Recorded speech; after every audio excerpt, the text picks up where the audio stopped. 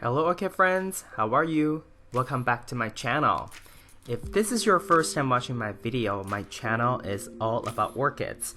From what orchids I have, how I grow them, my thoughts on certain orchid topics, to what orchids in my collection are blooming, etc.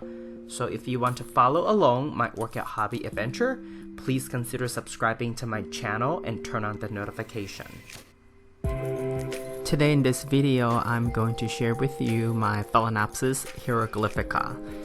This is a species orchid, and I have had this orchid since 2017, and I believe 2018 was the year that it first bloomed.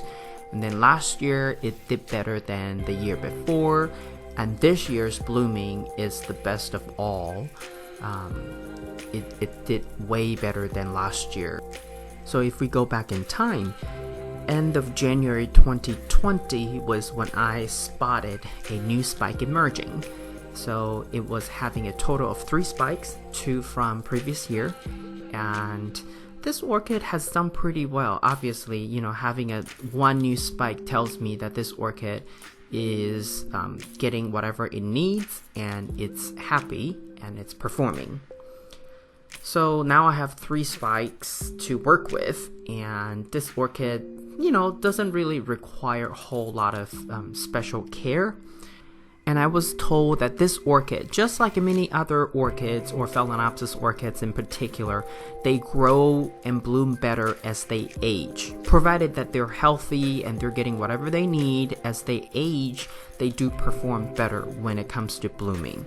And particularly so hieroglyphica, because a couple of my friends have these their hieroglyphica for years, and they told me yes, they do see that every year they bloom better and better and better. So this one is currently potted in organic media, and it's a mixture of the bigger pebble hydrocorn and smaller pebble manto clay. And this one, the ratio is about 1:1. It's doing pretty well, and it's in semi-hydro setup, and roots are already reaching the bottom. It's been reaching the bottom, since last year. So with the amount of water I provide with this orchid is really anywhere between, it's usually 1/4 cup of water, but occasionally in winter time I do scale back on the amount of water and only give it about 1/8 of a cup. And every week I would give this orchid some fertilizer, typically just like what I give to many of my other orchids, and it's about 25% strength, 1/4 strength fertilizer only. So that really, for this orchid in particular, really is weekly. Once a month though, I do use pure water to soak this orchid really well and dump out the water completely. And the purpose of that really is to allow salt buildup to be dissolved and washed away. This orchid also is not too fuzzy. I actually moved it around a couple of times when it was in buds, because I needed to inspect the roots, and also because I was soaking this orchid and I really just needed a way to dump out all the water. So I had to move it a couple of times, but thankfully I did not cause any bud blast on this orchid. I forgot to count how many blooms this orchid gave me this year, but just judging by the photo, you can count it yourself if you like. But I would say maybe 7 or 8 from 3 different spikes. I think at least 8, because I remember one of the spikes had 5 flowers. This orchid unfortunately does not have any sweet fragrance. It has some smell to it, but it's not a very pleasant smell. And I don't know about your hieroglyphica. If you have one, let me know if it's fragrant, but because mine, it's not fragrant. But its the marking on the petals and sepals, as well as its fuzzy lip and this purple magenta-ish fuzzy lip, kind of make up for the fact that it's not fragrant. And the marking itself is just fascinating. When I first learned about hieroglyphica, I was completely captured by its marking. The background, the white in the flower background is not completely white. It's more of a creamy white, kind of ivory white. It's not the pure white that you see on typical white Phalaenopsis orchid. So obviously this orchid is a sequential bloomer, and if you're new to the orchid hobby, sequential bloomers, they keep their spike green throughout the year, and when it's time for them to bloom again, they elongate their existing spikes and continue to produce buds and flower. So if you have sequential bloomer, make sure you don't cut off the spike just because they're done blooming, because they may continue to grow for next flower, for its next flowering cycle. But if you just, get a new Phalaenopsis orchid from the store or from nursery, how do you know if it's a sequential bloomer? If you know its parentage, if you know its name, you can go online and do some research.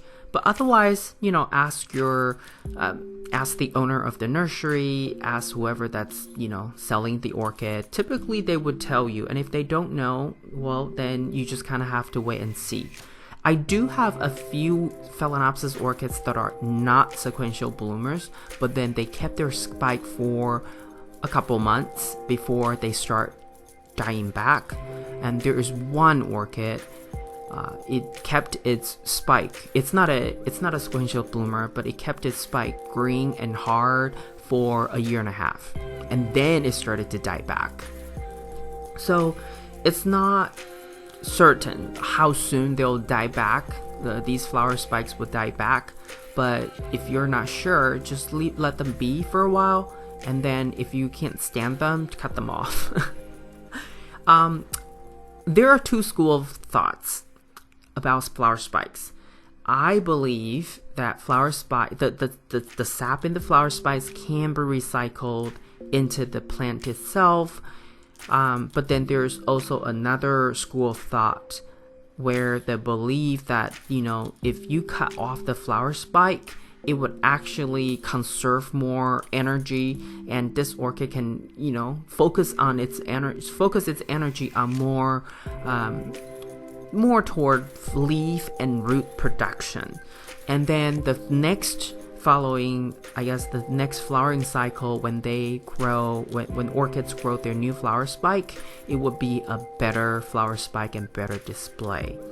So this year, with some of my non-sequential bloomer orchids, I will go ahead and cut off their spikes and not wait until the spikes are completely dry and yellow, just to see if they do focus more on root production or leaf production, or if they actually do better, for the next flowering cycle. So we'll see. I mean, that's another experiment that I'm doing with some of my regular common grocery store phals that are not sequential bloomer. So just to test it out. And then some orchids, I'll keep their spikes, on intact as long as they're green, just to see. I don't see any harm doing this experiment, so I'll keep you guys posted if I have any conclusive result. And the reason I say conclusive is, I have been trying with some orchids in terms of fertilizer. I give them 50%, 25%, and then fertilize them when they're in bloom. I didn't really see the fertilizer actually extend the blooming period for that much longer compared to my notes. For some orchids, they still drop their flowers within, say, like a week, sometimes 2 weeks, sometimes after a month, and it's it doesn't really help that much. So that's just another thing that I discover, and I'll continue to try more because it's just been one flowering cycle on some of the orchids in my collection. So that's just another thing that I'll continue to focus on this year, and then share back with you the results or some kind of conclusion or inferences that I gather from these testings. But with that all said, this orchid overall, I think is definitely a good orchid to have in any collection, and it definitely has outperformed last year's performance. So I'm pretty pleased with this orchid. I just love looking at the markings. And its fuzzy lip. This is all I have for you today. If you like this video, please give it a thumbs up. And if you would like to get more orchid related videos from my channel, please subscribe and turn on the notification. I want to wish you happy growing, and I will talk to you in my next video. Ciao!